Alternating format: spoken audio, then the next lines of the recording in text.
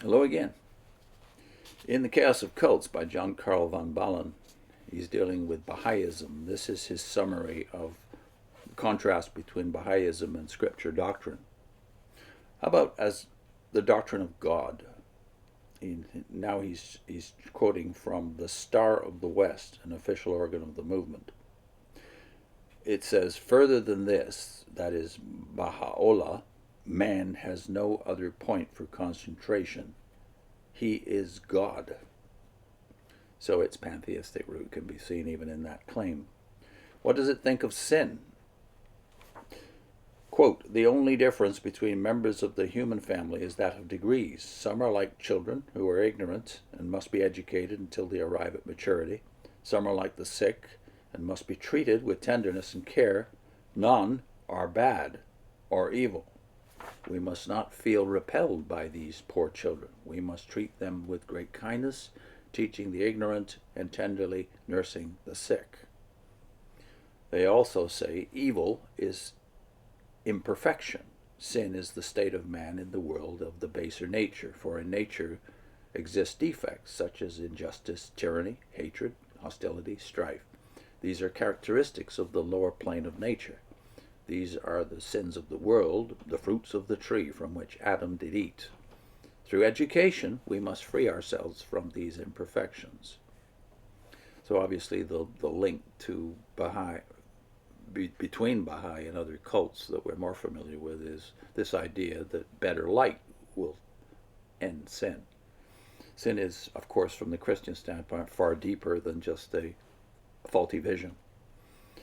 About Jesus, and these are direct quotes from Abdul Baha and from C.M. Ramey. Christ was the prophet of the Christians, Moses of the Jews. Why should not the followers of each prophet recognize and honor the other prophets also? If men could only learn the lesson of mutual tolerance, understanding, and brotherly love, the unity of the world would soon be an established fact. Abdul Baha there. Now C.M. Ramey.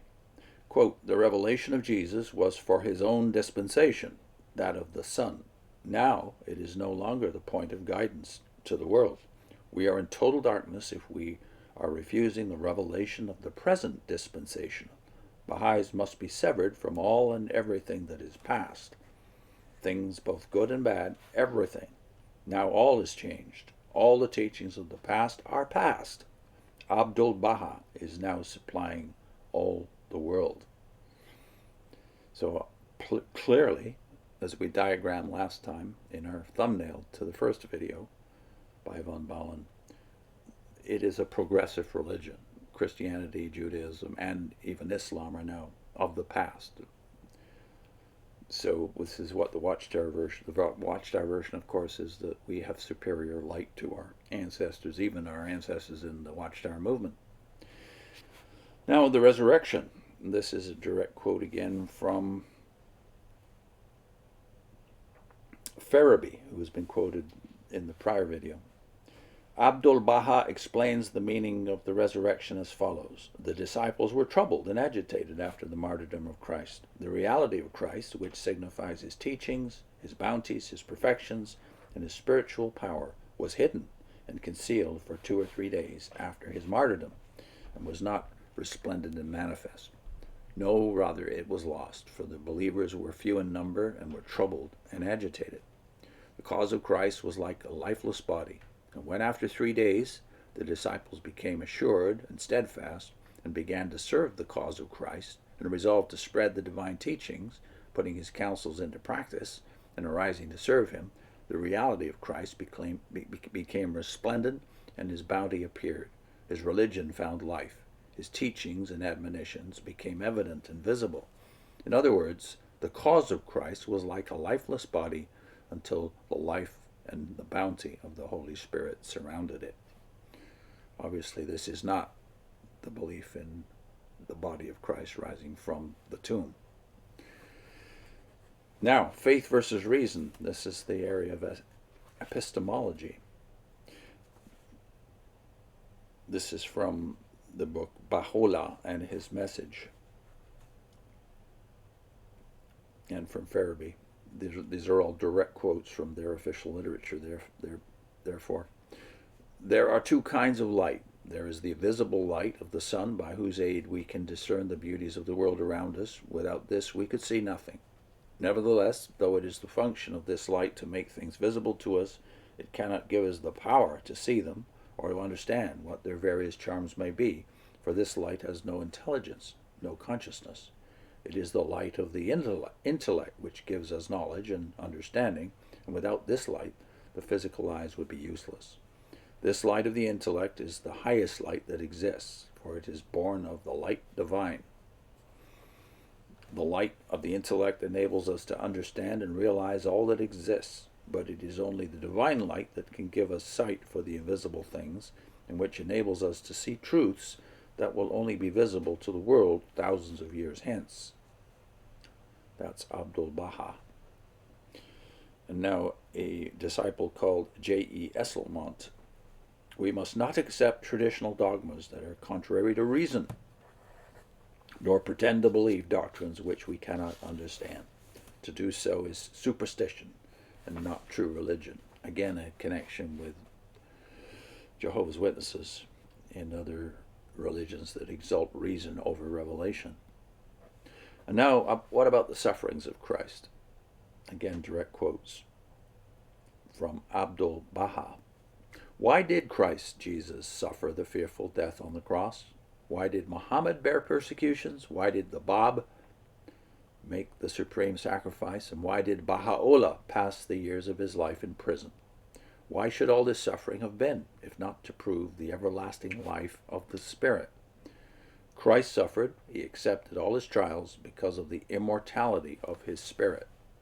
If a man reflects, he will understand the spiritual significance of the law of progress, how all moves from an inferior to a superior degree.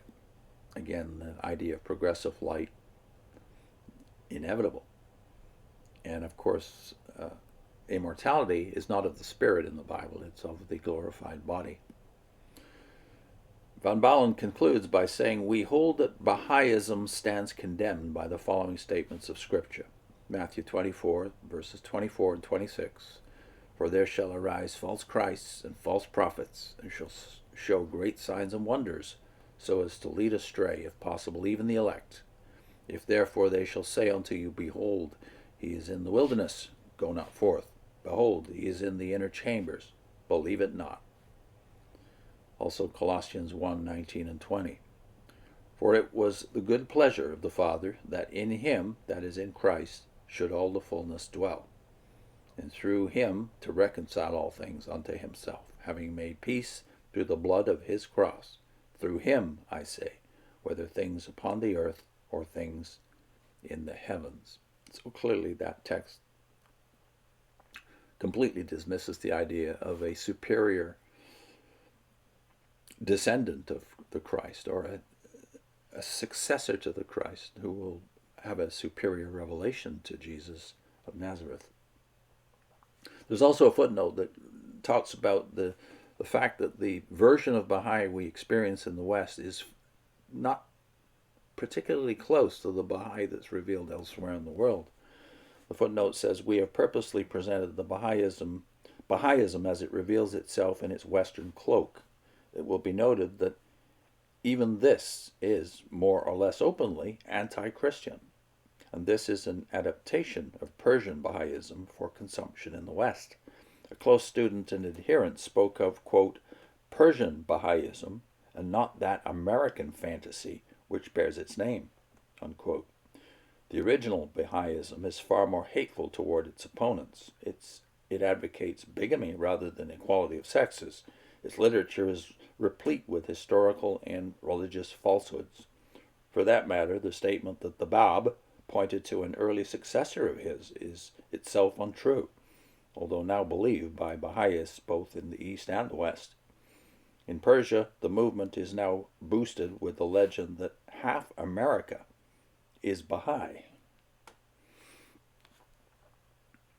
So concludes his chapter on Bahaism in this 1962 volume, The Chaos of Cults. I'll put in a link this time to William Barclay on Colossians. And we just referenced Colossians at the end of this video. Barclay has something very telling to say about what did Paul say about who Jesus Christ was and is. See you next time.